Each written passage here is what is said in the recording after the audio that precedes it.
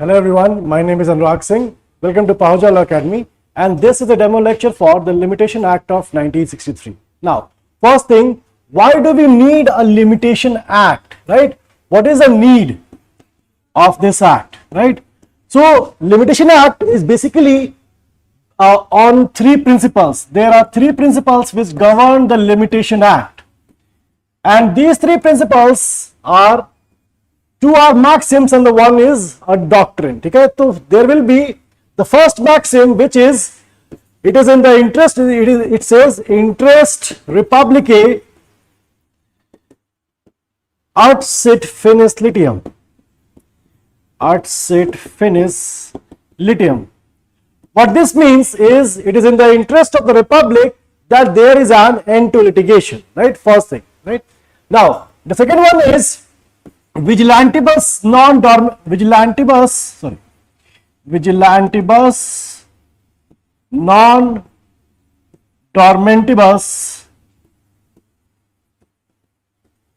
jura subvenient. So this means the law is going to assist only those who are vigilant about their rights and not to those who sleep over it, right? So vigilantibus non dormentibus jura subvenient, and this one is interest republicae ut sit finis litium, and the last one is the doctrine of laches, okay, also known as the doctrine of delay. So these are the three pillars, or these are the three bases of the Limitation Act. So first one is it is in the interest of the republic that there is an end to litigation. The National Litigation Policy of 2010 stated that the government is the biggest litigant. On one side there may be any party, but on the other side most of the time it is the government, right? So government makes the laws and then spends a lot of time and resources defending those laws in the courts. So that can be minimized, and that should be minimized because the government resources are limited. Okay, resources are limited, and those resources should not be spent upon suing your own citizens, right? So that is why the first maxim is to prevent the government from suing its own citizens and wasting valuable resource. That is the first one. Interest republicae ut sit finis litium. This means that it is in the interest of the republic or in the interest of the state that there is an end to litigation. That is the first one. Second one is vigilantibus non dormentibus jura subvenient. This means that the law is going to assist only those people who are vigilant about their rights and not to those who sleep over it, right? So if you have a cause of action, if you have a reason to file a suit appeal or application, you should take the action as soon as possible, right? Law expects you to be aware about your rights. If you have a cause of action, you have a right to sue. Section 9 of the CPC, it involves that every person has an implied right to sue. वहाँ पर implied है. That is why we can say that whenever there is a cause of action, what I mean to say is plaintiff or the appellant or the applicant, he must be prompt in his action. He must seek the relief as soon as possible. So the second one is the law is going to assist those who are vigilant about their rights and not to sleep over their rights. The third one is the doctrine of laches. If there is an unexplained delay or an unreasonable delay in filing the suit appeal or application, the law is not going to allow you to do so. Why? Well, the first reason and the simple one is that evidences may be lost. Let's say the cause of action has arose now, but the suit is being filed after 30 years, right? The documents would have been lost. There is a very good chance that the documents have been lost. The other one is if the witnesses, they may not remember what was the actual situation or what one person did or did not say, both the things. And thirdly, if there are no evidences, then plaintiff would try to fabricate evidences, right? So first thing is evidences may be lost or destroyed, and the second one is evidences may also be fabricated. That is why the doctrine of laches, it says if there is an unreasonable delay or an unreasonable cause of unreasonable delay or an unexplained delay, that will defeat the person's right to sue. तो ऐसा नहीं है कि आपको suit नहीं file करने दिया जाएगा. कहा जाता है कि अगर आप एक पर्टिकुलर टाइम पीरियड में आप सूट फाइल नहीं करोगे तो आपको बाद में सूट फाइल करने के लिए या अपील एप्लीकेशन फाइल करने के लिए इससे आपको रोक दिया जाएगा. सो लिमिटेशन एक्ट के there are 3 basis. Number 1 is there must be it is in the interest of the state that there must be an end to litigation. Number 2 is law is going to assist only those people who are vigilant about their rights and not to those who sleep about their rights. And the third one is the doctrine of laches or the doctrine of delay. This is the basis of the Limitation Act. Now first thing. Now second thing, देखो limitation जो है अगर इसकी preamble को पढ़ोगे, the preamble says consolidate. This word in the preamble is to consolidate. This word, the word consolidating indicates that this is an exhaustive code. Upon the subject of limitation, this is an exhaustive code, ऐसा बोला था. But strictly speaking, this is not true because there are many provisions like in CRPC, you have section 467 to 473 limitation for taking cognizance. ठीक है, तो वो limitation act के बाहर है. In fact, there are many other laws जहां पर कि लिमिटेशन का अपना अलग पीरियड प्रोवाइडेड होता है. जैसे कोई लोकल लॉज है या स्पेशल लॉज है, वहां पर लिमिटेशन पीरियड जो है सेपरेट प्रोवाइडेड होता है और लिमिटेशन एक्ट जो है वहां पर अप्लाई नहीं होता है. Section 29(2) of the limitation act वो खुद ही इस बात को बोलता है कि देयर कैन बी प्रोविजंस जो कि लिमिटेशन एक्ट के बाहर हो. लेकिन 29(2) सिर्फ यही नहीं कहता, वो कहता है कि लोकल लॉज पर ये लिमिटेशन एक्ट भी अप्लाई हो सकता है. वहां पर वो दोनों चीजें कहता है कि अप्लाई हो भी सकता है और नहीं भी हो सकता है. तो इन सर्टेन सर्कमस्टांसेस अप्लाई हो जाता है, but in certain circumstances apply नहीं होता. तो दोनों चीजें वहां पर है. ठीक है, so coming back to the point, to consolidate कहा जाता है कि it is an exhaustive code with respect to suits, appeals and applications.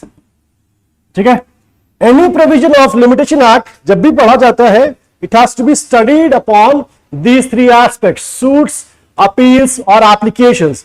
आपको हर एक प्रोविजन को सेपरेटली पढ़ना पड़ेगा और ये देखना पड़ेगा कि ये प्रोविजन, ये पर्टिकुलर प्रोविजन ये सूट्स पर एप्लीकेबल है या अपील्स पर एप्लीकेबल है या फिर एप्लीकेशंस पर एप्लीकेबल है या फिर इन तीनों में एप्लीकेबल है या किसी 2 पर एप्लीकेबल है. ये सारी चीजें आपको ध्यान में रखनी पड़ेगी. And that has to be done again and again, क्योंकि हर एक प्रोविजन जो है उसमें आपको ध्यान रखना पड़ेगा. लाइक सेक्शन 5, राइट, यहां पर जो भी प्रोविजन है, this is applicable upon appeals and applications.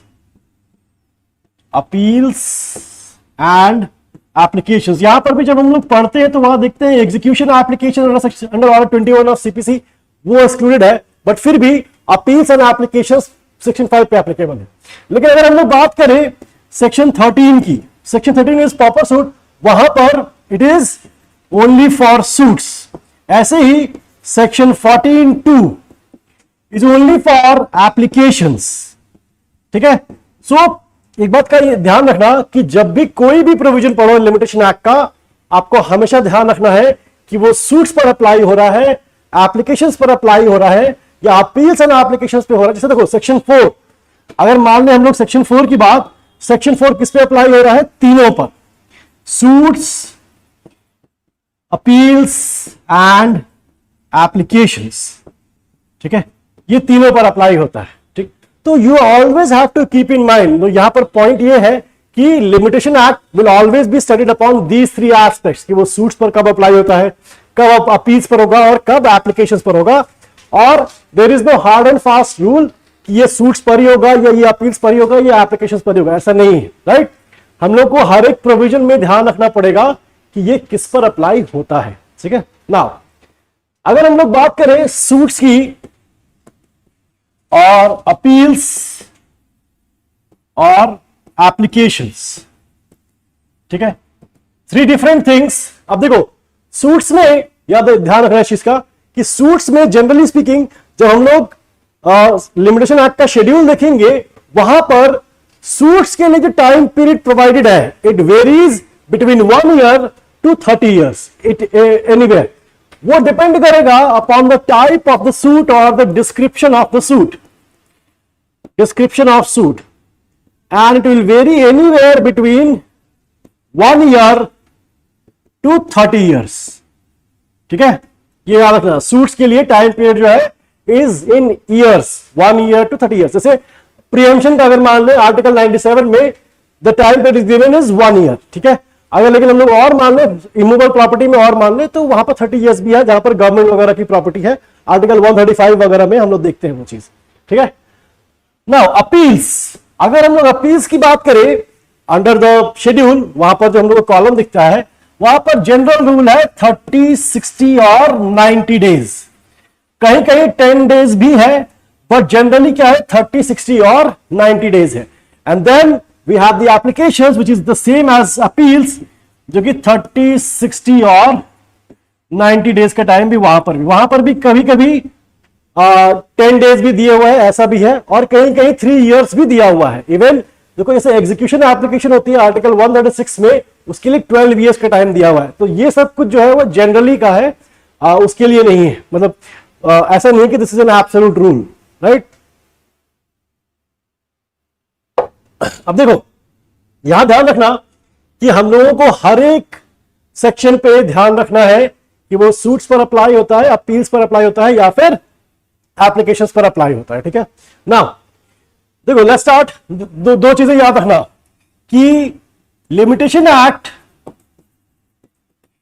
ये हमें क्या बोलता है, बार टू सूट्स, अपील्स और एप्लीकेशंस। एक सर्टेन पीरियड के बाद you will not be allowed to file your suit, appeal or application, right? But इसका मतलब ये नहीं है कि लिमिटेशन एक्ट इज अनरीजनेबल, कि अगर आपको लेट्स से अगर कोई पर्सन है जो कि माइनर है, अगर वो 12 साल का है और उसके पास कॉज ऑफ एक्शन है सूट फाइल करने के लिए, but in law he is a minor and he can not file a suit, तो लिमिटेशन एक्ट ऐसा नहीं है कि वो अनरीजनेबल है। लिमिटेशन एक्ट इस प्रैक्टिकल इम्पॉसिबिलिटी को या फिर इस लीगल डिसेबिलिटी को वो रिकॉग्नाइज करता है, and that is why Limitation Act not only bars the suit, appeals or application, it also gives exemptions and exceptions. Gives exemptions and exceptions. ठीक है? Now these exemptions and exceptions are contained in sections 4 to 24. Broadly speaking, section 4 to 24 में हमारे ये exemptions and exceptions दिए हुए हैं, ठीक है। लेकिन 4 to 24 को भी हम लोग क्या करते हैं, 2 पार्ट्स में डिवाइड करके पढ़ते हैं, ठीक है, right. So 4 to 24 are divided into 2 parts. The first part is section 4 to section 11 and the other part is section 12 to section 24, right? So section 4 to 11 and section 12 to 24, right? Now why the distinction, why this bifurcation, right? The bifurcation is due to under section 4 to 11 the exemptions that are granted, that is due to the impossibility or something which happened by which हम लोग ये कह सकते हैं limitation period never began, right? जैसे let's take an example of section 6. This talks about legal disability, ठीक है ना। लीगल डिसेबिलिटी में one of the legal disabilities contained in section 6 is minority. So if a person is a minor, what the Limitation Act does, it gives you an exemption that unless and until you become a major, the time period will not begin to run. याद रखना, section 6 uses the word will not begin to run, will not begin to run unless the disability ceases. The time period, this is the time period, will not begin to run unless the disability ceases, right? So ये चीज का हम लोगों को हमेशा ध्यान रखना पड़ेगा कि अगर किसी पर्सन की माइनॉरिटी है तो टाइम पीरियड हम लोग मान लो, let's take an example, let's say a person A who is of 12 years of age has a cause of action against B. Now let's say B is an adult, just for the sake of this example, A is of 12 years of age and he has a cause of action against B who is an adult. Now the type of suit here, according to the Limitation Act, the period of limitation is 3 years. ठीक है? So let's say this is a timeline Suppose A here is of 12 years of age, right? He is 12 years of age, and this is the period of limitation. He have a cause of action against B. Period of limitation here ends. This is the period of limitation, and this is 3 years, right? Now, A cannot institute a suit until he becomes of age, that is, he comes to the age of 18 years, right? But as the age of 18 years, let's say A attains age of 18. Age of 18. Now he has become a major, and that is why now he will be entitled to sue. But if we put the strict interpretation of the Limitation Act here, what is it going to do? On the day the period of limitation ends, right? Here period of limitation ends. On this day, A is of 15 years of age, and according to the main part, limitation ka, this suit will be barred. This suit will be barred, right? But as we said, that Limitation Act is not unreasonable. It gives exemption wherever it is possible. So here, majority of this person is a minor, and that is why he is suffering from a legal disability. Okay? So here, Limitation Act section 6 says the time period, this is the period of limitation, will not begin to run against A until the disability ceases. So here we can say the disability has ceased, right? So section 6 says the time period never began to run. यहाँ पर वो लिखा हुआ period did not begin, and it will only begin when the disability ceases. So this is just one example of section 4 to 11. Strictly speaking, it should not be 4 to 11, it should be 6 to 11, because 4 and 5 are completely different provisions. But still, these are the exemptions given under. This is the one example of section 4 to 11, right? And strictly speaking, this must be section 6 to 11, right? Now, another example of section 12 to 24. Dekho, what happens in section 12 to 24, that the time period has begun to run, but something happens in the middle, right? मान लेते हैं, let's say here A has a cause of action against B, and A is an adult, So A is an adult, and here this is the period of limitation, let's say 3 years, right? Now A is an adult, he has to file a suit against B. Now he was supposed to file a suit against B, but यहीं पर what B did, B left India. B left India for 5 years. Okay? Now, since B is not in India, A cannot file a suit against B, because when the defendant is not present, he does not need to file a suit. The plaintiff cannot file a suit against the defendant, right? यहाँ पर क्या होगा? According to section 15(5), ठीक है? The entire time that B was not in India, right? याद रखना, B will not be in India for 5 years. Let's say this time period is 5 years. This entire time period for which B was not in India, this will be excluded. तो ये वाला time period जो है, ये तो count होगा. The period, the part in red, this will be counted, but this part will be left out, and actually the ये वाला part of this part, that will be given to A. तो इतना ही आगे जाकर के add हो जाता है, तो ये एक्स्ट्रा मिल जाएगा, ठीक है? सो जस्ट वन एग्जांपल कि 12 to 24 में there are certain exemptions. Exemptions का मतलब कि कुछ टाइम पीरियड आपको एक्स्ट्रा मिल जाएगा, ठीक है? एक्स्ट्रा का मतलब कि ये टाइम पीरियड काउंट नहीं होगा, उसकी काउंटिंग अलग से की जाएगी, ठीक है?